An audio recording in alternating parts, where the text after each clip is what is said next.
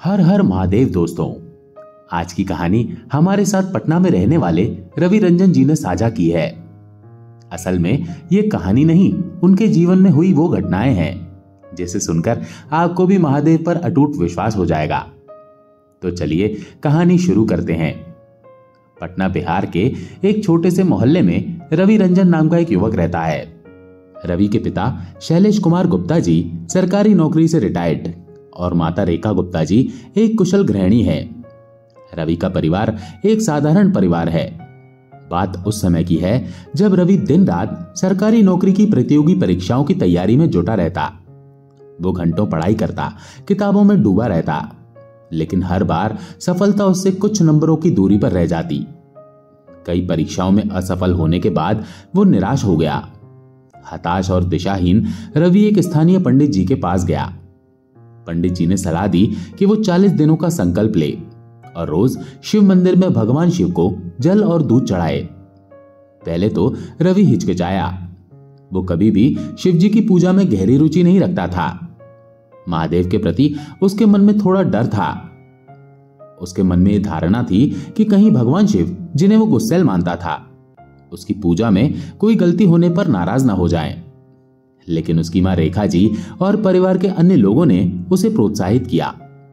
रेखा जी ने कहा, शिव जी सबकी मनोकामना पूरी करते हैं बेटा, बस श्रद्धा से संकल्प लो। आखिरकार रवि ने संकल्प लेने का फैसला किया।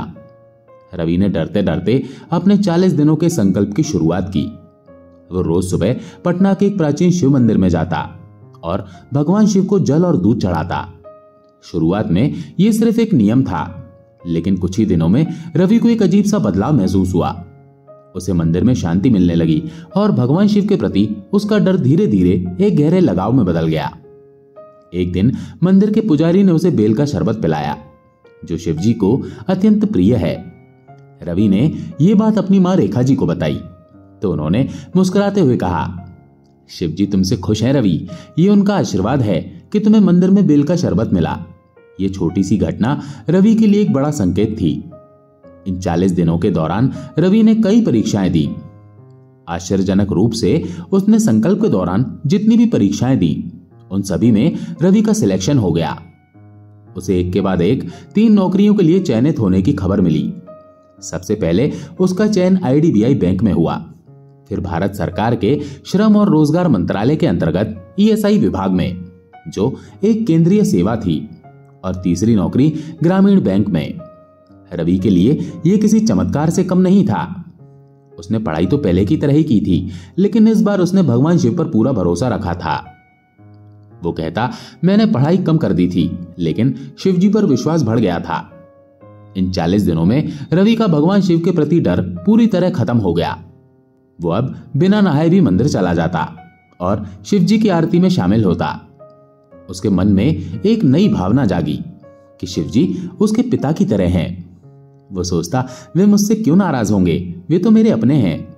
शिव जी के दर्शन करते ही उसके चेहरे पर एक अनोखी खुशी छा जाती। रवि की जिंदगी में चमत्कार यहीं नहीं रुके। एक बार उसके घर पर शिव चर्चा का आयोजन हुआ। उस दिन बहुत से लोग आए थे। रवि का पर्स, जिसमें कुछ पैसे और महत्वपूर्ण दस्तावेज थे, सामने ही रखा था। शायद किसी ने उसे चुरा लिया। परिवार परेशान हो गया क्योंकि उस पर्स में पैसे से ज्यादा दस्तावेज महत्वपूर्ण थे। रवि और उसके परिवार ने माइक से घोषणा की कि जो भी पर्स ले गया हो वो दस्तावेज कहीं छोड़ दे। उस दिन सोमवार था और रवि ने पहले से तय किया था कि वो शिव चर्चा के बाद मंदिर जाकर आरती में शामिल होगा। पर्स चोरी होने के बावजूद रवि ने हिम्मत नहीं हारी। वो मंदिर गया और शिव जी से प्रार्थना की, मुझे बस मेरे दस्तावेज मिल जाएं, बाकी सब वो रख ले जो पर्स ले गया। रात को घर लौटकर वो सो गया। अगली सुबह एक चमत्कार हुआ। रवि के घर के पार्किंग क्षेत्र में उसके पर्स के सारे दस्तावेज बिखरे पड़े थे। ये देखकर रवि और उसका परिवार हैरान रह गया। रेखा जी ने कहा, यह शिव जी का चमत्कार है। एक और बार रवि के पिता शैलेश जी की तबीयत अचानक खराब हो गई। वो पूरी तरह उदास और निराश हो गए थे। रवि ने उन्हें सुझाव दिया कि वे शिव जी को जल चढ़ाने का संकल्प लें। शैलेश जी ने ऐसा ही किया और कुछ ही समय में उनकी सेहत में सुधार होने लगा। वे पूरी तरह ठीक हो गए। रवि के लिए ये सारी घटनाएं किसी चमत्कार से कम नहीं थी, वो कहता, ऐसा लगता है जैसे शिव जी हमेशा मेरे और मेरे परिवार के साथ हैं। रवि अब हनुमान जी, माता रानी और भगवान श्री कृष्ण की भी पूजा करता है, लेकिन शिव जी के प्रति उसका लगाव कुछ खास है। वो कहता है, शिव जी के दर्शन से मेरे चेहरे पर अपने आप मुस्कान आ जाती है। वे मेरे लिए पिता जैसे हैं। पटना के छोटे से मंदिर में शुरू हुआ रवि का ये आध्यात्मिक सफर उसकी जिंदगी को पूरी तरह बदल गया।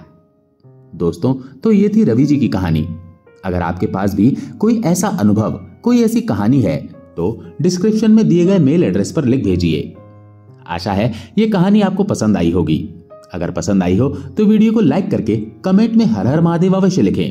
चैनल पर अगर पहली बार आए हैं तो चैनल को सब्सक्राइब जरूर करें। हर हर महादेव।